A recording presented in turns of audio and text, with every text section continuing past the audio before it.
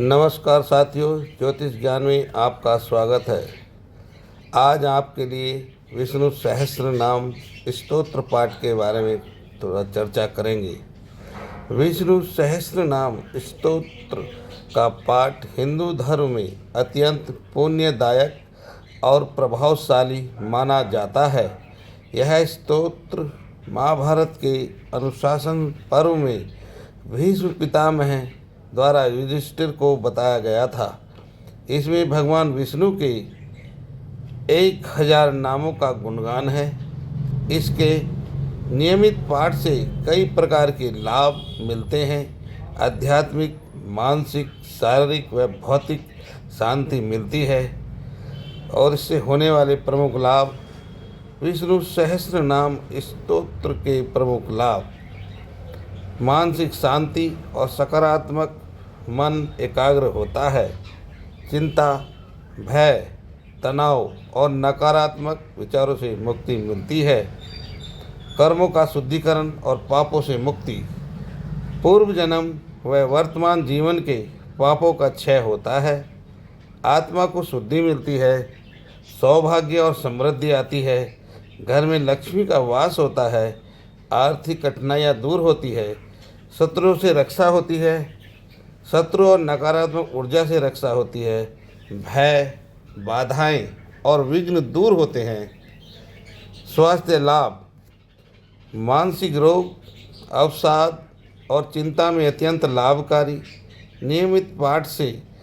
शरीर में ऊर्जा और रोग प्रतिरोधक क्षमता बढ़ती है। भक्ति और मोक्ष की प्राप्ति का रास्ता भी खुल जाता है। ईश्वर के प्रति भक्ति प्रभाव प्रगाढ़ होता है। मोक्ष की प्राप्ति का मार्ग प्रशस्त होता है। ग्रह दोष और कुंडली दोष से राहत, विशेषकर रूप से राहु और केतु और शनि दोषों से मुक्ति मिलती है। कब और कैसे करें पाठ? तो साथियों, जातकों को यह पाठ प्रातःकाल या संध्या का समय शांत वातावरण में पाठ करें। स्नान के समय बाद साफ कपड़े पहनकर भगवान विष्णु जी की मूर्ति या चित्र के सामने बैठे, घी का दीपक जलाए, तुलसी का पत्र अर्पित करें और पाठ को श्रद्धा और भक्ति भाव से पढ़े एवं सुने। तो साथियों, आगे यह पाठ आपके सामने प्रस्तुत किया जा रहा है, तो सुनिए साथियों।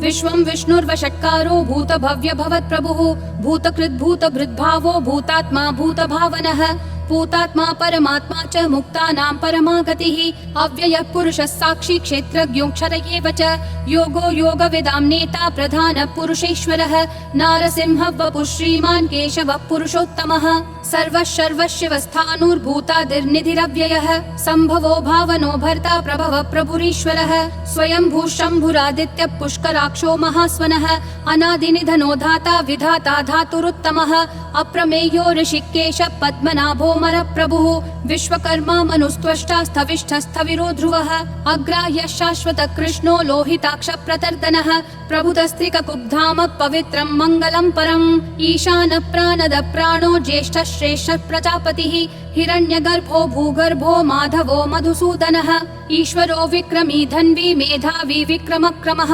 अनुत्तमो दुराधर्ष कृतज्ञ कृतिरात्मवान् सुरेश शरणं शर्म विश्वरेता प्रजाभवः अह संवत्सरो व्याल प्रत्ययः सर्वदर्शनः अज सर्वेश्वर सिद्धि सिद्धि सर्वादिरच्युतः वृषा कपिरमेयात्मा सर्वयोग विनिश्रुतः वसुर्वसुमना सत्यः समात्मा समितः समः अमोघ पुण्डरीकाक्षो वृषकर्मा वृषाकृतिः रुद्रो बहुशिरा बभ्रुर्विश्वयोनिः शुचिश्रवाः अमृतः शाश्वतस्थाणुर्वरारोहो महातपाः सर्वगः सर्वविद्भानुर्विश्वक्सेनो जनार्दनः वेदो वेदविदव्यङ्गो वेदाङ्गो वेदवित् कविः लोकाध्यक्षः सुराध्यक्षो धर्माध्यक्षः कृताकृतिः चतुरात्मा चतुर्व्यूहश्चतुर्दंष्ट्रश्चतुर्भुजः ब्राजिष्णुर्भोजनं भोक्ता सहिष्णुर्जगदादिजः अनघो विजयोजेत विश्वयोनिः पुनर्वसुः उपेन्द्रो वामनः प्रांशुरमोघः शुचिरूर्जितः अतीन्द्रः सङ्ग्रहः सर्गो धृतात्मा नियमो यमः वेद्यो वैद्यः सदा योगी विरहा माधवो मधुः अतीन्द्रियो महामायो महोत्साहो महाबलः महाबुद्धिर्महावीर्यो महाशक्तिर्महाद्युतिः अनिर्देश्य वपुः श्रीमान् अमेयात्मा महाधृदिक् महेश्वासो महीभर्ता श्रीनिवासः सतां गतिः अनिरुद्धः सुरानन्दो गोविन्दो गोविदाम्पतिः मरीचिर्दमनोहंसः सुपर्णो भुजगोत्तमः हिरण्यनाभः सुतपा पद्मनाभः प्रजापतिः अमृतुः सर्वदृक्सिंहः सन्धाता सन्धिमान् स्थिरः अजो दुर्मशनः शास्ता विश्रुतात्मा सुरारिः गुरुर्गुरुतमो धामः सत्यः सत्यः पराक्रमः निमिषो निमिषस्रग्वी वाचस्पतिरुदारधीः अग्रणीर्ग्रामणी श्रीमान् न्यायो नेता समीरणः सहस्रमूर्धा विश्वात्मा सहस्राक्षः सहस्रपात् आवर्तनो निर्वृत्तात्मा संवृतः सम्प्रमर्दनः अह संवर्तको वह्निरनिलो धरणीधरः सुप्रसाद प्रसन्नात्मा विश्वधृग् विश्वभृग् विभुः सत्कर्ता सत्कृतः साधुर्जह्नुर्नारायणो नरः असंख्येयो प्रमेयात्मा विशिष्टः शिष्टकृच्छुचिः सिद्धार्थः सिद्ध संकल्पः सिद्धिः सिद्धिसाधनः वृषाही वृषभो विष्णुर्वृषपर्वा वृषोदरः वर्धनो वर्धमानश्च विविक्तः श्रुतिसागरः सुभुजो दुर्धरो वाग्मी महेन्द्रो वसुदो वसुः नैकरूपो बृहद्रूपः शिपिविष्टः प्रकाशनः ओजस्तेजोद्युतिधर प्रकाशात्मा प्रतापनः ऋद्धस्पष्टाक्षरो मन्त्रश्चन्द्रांशूर्भास्करद्युतिः अमृतांशूद्भवो भानुः शशबिन्दुः सुरेश्वरः औषधं जगतस्तेतु सत्यधर्मपराक्रमः भूतभव्यभवन्नाथ पवनः पावनो नलः कामः कामकृत्कान्तः कामः कामप्रदः प्रभुः युगादिकृत् युगावर्तो नैकमायो महाशनः अदृश्यो व्यक्तरूपश्च सहस्रजिदनन्तजित् इष्टो विशिष्टशिष्टेश्च शिखण्डी नहुषो वृषः क्रोधः क्रोधकृत्कर्ता विश्वबाहुर्महीधरः अच्युत प्रदित प्राण प्राणदो वासवानुजः अपान्निधिरधिष्ठानम् अप्रमत्तः प्रतिष्ठितः स्कन्द स्कन्दधरो धुर्यो वरदो वायुवाहनः वासुदेवो बृहद्भानुरादिदेवः पुरन्दरः अशोकस्तारणस्तारः शूरः शौरी जनेश्वरः अनुकूलः शतावर्तः पद्मी पद्मनिभीक्षणः पद्मनाभो रविन्दाक्ष पद्मगर्भः शरीरभृत् महर्दिरुद्धो वृद्धात्मा महाक्षो गरुडध्वजः अतुलः शरभो भीमः समयज्ञो हविर्हरिः सर्वलक्षणलक्षण्यो लक्ष्मीवान् समितिञ्जयः विक्षरो रोहितो मार्गो हेतुर्दामोदरः सहः महीधरो महाभागो वेगवानमिताशनः उद्भवक्षोभणो देवक्षीगर्भः परमेश्वरः करणं कारणं कर्ता विकर्ता गहनो गुहः व्यवसायो व्ययस्थानः संस्थानस्थानदो ध्रुवः परर्धि परमस्पष्टतुष्टः पुष्टः शुभेक्षणः रामो विरामो विरतो मार्गो नेयो नयो नयः विरशक्तिमतां श्रेष्ठा धर्मो धर्मविदुत्तमः वैकुण्ठः पुरुषः प्राण प्राणद प्रणव पृथुः हिरण्यगर्भः शत्रुघ्नो व्याप्तो वायुरधोक्षजः ऋतुः सुदर्शनः कालः परमेष्ठी परिग्रहः अग्रसंवत्सरो दक्षो विश्रामो विश्वदक्षिणः विस्तारस्थावरस्थानं प्रमाणं बीजमव्ययम् अर्थोऽनर्थो महाकोशो महाभोगो महाधनः अनिर्विण्णस्थविष्ठो भूर्धर्मयूपो महामखः नक्षत्रनेमिर्नक्षत्री क्षमक्षामः समीहनः यज्ञयुज्यो महेज्यश्च क्रतुः सत्रं सतां गतिः सर्वदर्शी विमुक्तात्मा सर्वज्ञो ध्यानमुत्तमम् सुव्रतः सुमुखः सूक्ष्मः सुघोषः सुखदः सुहृत् मनोहरो जितक्रोधो वीरबाहुर्विदारणः स्वापनः स्ववशो व्यापी नैकात्मा नैककर्मकृत् वत्सरो वत्सलो वत्सी रत्नगर्भो धनेश्वरः धर्मगुप् धर्मकृद्धर्मी सदसक्षरमक्षरम् अविज्ञाता सहस्रांशूर्विधाता कृतलक्षणः गभस्तिनेमि सत्त्वस्थः सिंहो भूतमहेश्वरः आदिदेवो महादेवो देवेशो देवभृद्गुरुः उत्तरो गोपतिर्गोप्ता ज्ञानगम्यः पुरातनः शरीरभूतभृद्भोक्ता कपीन्द्रो भूरि दक्षिणः सोमपोमृतपः सोमः पुरुजित् पुरुषत्तमः विनयोजय सत्यसन्धो दाशारः सात्वतां पतिः जीवो विनयिता साक्षी मुकुन्दो मितविक्रमः अम्भो निधिरनन्तात्मा महोदधिशयोऽन्तकः अजो महार्ह स्वाभाव्यो जिता मित्रप्रमोदनः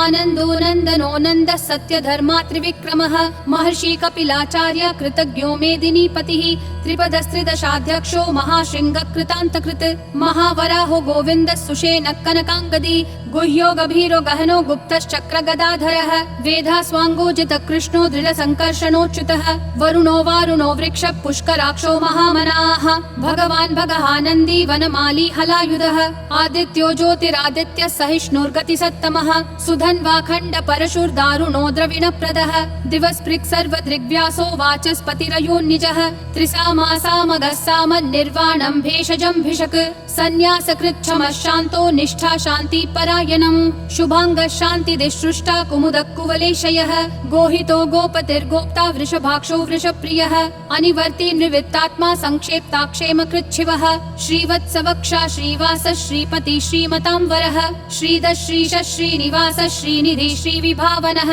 श्रीधर श्रीकर श्रेय श्रीमान् लोकत्रयाश्रयः स्वक्षस्वङ्गः शतानन्दो नन्दिर्ज्योतिर्गणेश्वरः विजितात्मा विधेयात्मा संकीर्तिश्छिन्न संशयः उदीर्णः सर्वतः चक्षुरनीशः शाश्वतः स्थिरः भूषयो भूषणो भूतिर्विशोकः शोकनाशनः अर्चिष्मान् अर्चितः कुम्भो विशुद्धात्मा विशोधनः अनिरुद्धो प्रतिरतः प्रद्युम्नोमित विक्रमः कालनेमी निहावीरः शौरी शूरजनेश्वरः त्रिलोकात्मा त्रिलोकेशः केशवः केशिहा हरिः कामदेवः कामपालः कामी कान्तकृतागमः अनिर्देश्य वपुर्विष्णु वीरो नन्तो धनञ्जयः ब्रह्मण्यो ब्रह्मकृद् ब्रह्म ब्रह्म ब्रह्म विवर्धनः ब्रह्मवृद् ब्राह्मणो ब्रह्मी ब्रह्मज्ञो ब्राह्मण प्रियः महाक्रमो महाकर्मा महातेजा महोरगः महाक्रतुर्महायज्वा महायज्ञो महाहविः स्तव्यस्तव प्रियस्तोत्रं स्तुतिस्तोतारण प्रियः पूर्ण पूरयिता पुण्य पुण्यकीर्तिरनामयः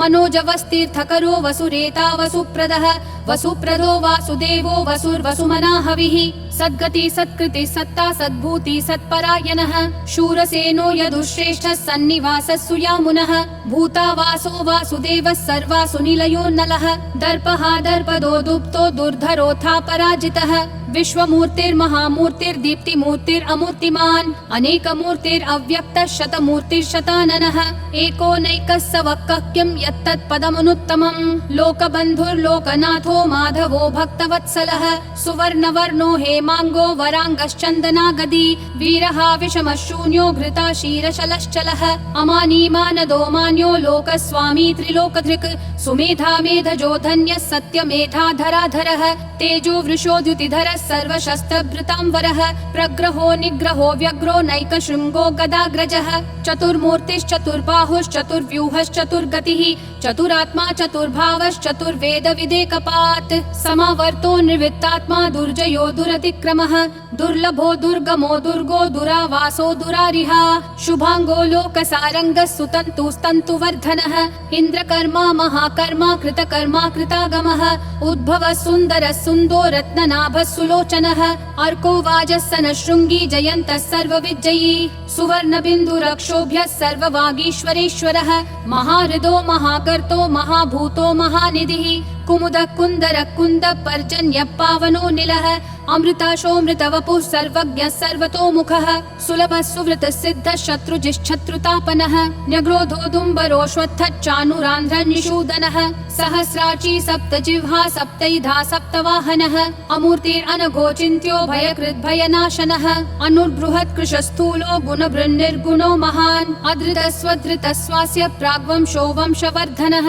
भारभृत्कथितो योगी योगिशः सर्वकामदः आश्रमः श्रमणः श्रामः सुपर्णो वायुवाहनः धनुर्धरो धनुर्वेदो दण्डो दमयिता दमः अपराजितः सर्वसहो नियता नियमो यमः सत्त्ववान् सात्विकः सत्यः सत्यधर्मपरायणः अभिप्राय प्रियार्होर्ह प्रियकृत् प्रीतिवर्धनः विहाय सगतिर्ज्योतिर्सुरुचिर्हुतभुग्विभुः रविर्विरोचनः सूर्यः सविता रविलोचनः अनन्तो हुतभुग्भोक्ता सुखदो नैकजोग्रजः अनिर्विन्नः सदा मर्षि लोकाधिष्ठानमद्भुतः सनातनतमः कपिलः कपिरव्ययः स्वस्तिदः स्वस्ति कृत् स्वस्ति स्वस्ति भुक् स्वस्ति दक्षिणः अरौद्र कुण्डली चक्री विक्रम यूर् ऊर्जितशासनः शब्दातिगः शब्दसः शिशिरः शर्वरीकरः अक्रूरप्येषलो दक्षो दक्षिणक्षमिनां वरः विद्वत्तमो वीतभयः पुण्यश्रवणकीर्तनः उत्तारणो दुष्कृतिः पुण्यो दुःस्वप्ननाशनः वीरः रक्षणः सन्तो जीवनपर्यवस्थितः अनन्तरूपोऽनन्तश्रीर्जितमन्युर्भयापहः चतुरक्षो गभीरात्मा विदिशो व्यादिशो दिशः अनादिर्भूर्भुवो लक्ष्मी सुवीरो रुचिराङ्गदः जननो जनजन्मादि भीमो भीमपराक्रमः आधारनिलयो धाता पुष्पहास प्रजागरः ऊर्ध्वगः सत्पथाचार प्राणद प्रणवप्पनः प्रमाणं प्राणनिलय प्राणभृत् प्राणजीवनः तत्त्वं तत्त्वविदेकात्मा जन्म मृत्युजरातिगः भूर्भुवः स्वस्तरुस्तारः सविता प्रापितामहः यज्ञो यज्ञपतिर्यज्वा यज्ञागो यज्ञवाहनः यज्ञभृद्यज्ञकृत्यग्नि यज्ञभुग्यज्ञसाधनः यज्ञातकृत्यज्ञगुह्यामन्नमन्नादयेव च आत्मयोनिः स्वयं जातो वैखानः सामगायनः देवकीनन्दनः सृष्टा क्षितीशः पापनाशनः शङ्खबृन्नन्दकी चक्री शाङ्गधन्वा गदाधरः रथाङ्गपाणिरक्षोभ्यः सर्वप्रहरणायुध ॐ नमः इति वनमाली गदीशाङ्गी शङ्खी चक्री च नन्दकी श्रीमन्नारायणो विष्णुर्वासुदेवोऽभिरक्षतु वनमाली गदीशाङ्गी शङ्खी चक्री च नन्दकी श्रीमन्नारायणो विष्णुर्वासुदेवोऽभिरक्षतु वनमाली गदीशाङ्गी शङ्खी चक्री च नन्दकी श्रीमन्नारायणो विष्णुर्वासुदेवोऽभिरक्षतु वासुदेवोऽभिरक्षतु ॐ नमः इति